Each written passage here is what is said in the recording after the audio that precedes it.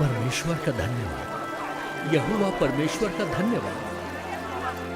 पीछा करते मिस्र के सैनिकों से बचने के बाद जब तक वे सिनाई पर्वत पर नहीं आ गए, तब तक मूसा इज़राइलियों को दक्षिण की ओर ले जाते रहे।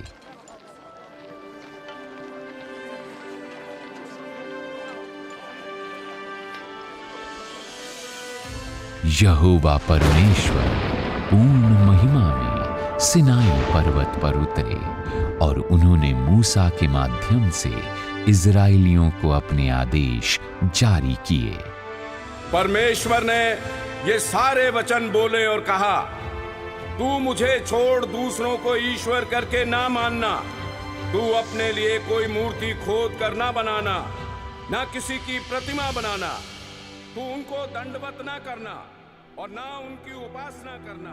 तू व्यर्थ में अपने परमेश्वर यहोवा का नाम नहीं लेगा। हर जगह है कर्म उसका, हर जगह है शक्ति उसकी, हर जगह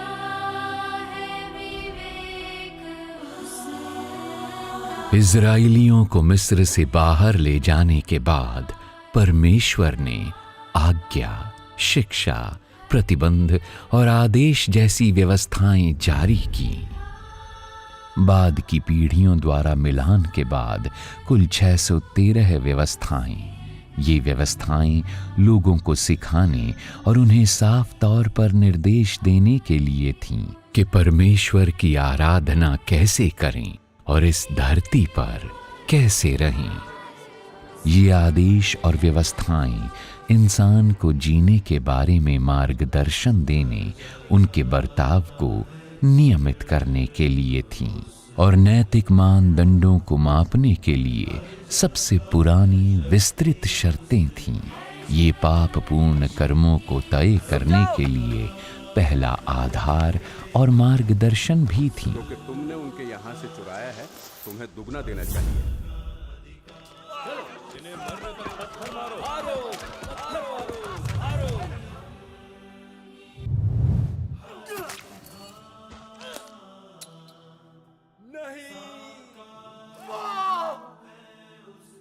इन्होंने संविधान स्थापित करने पर बाद की पीढ़ियों के लिए संकेत और मानक प्रदान किए।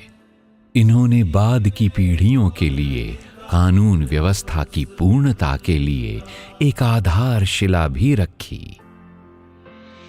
बहुत से आधुनिक कानूनी प्रावधानों और अदालती धारणाओं पर इन व्यवस्थाओं का गहरा असर पड़ा है। मिसाल के तौर पर हत्या, बलात्कार, डकैती, मानहानि और गबन 10 आज्ञा पत्रों के आधार पर ही अपराध घोषित किए गए।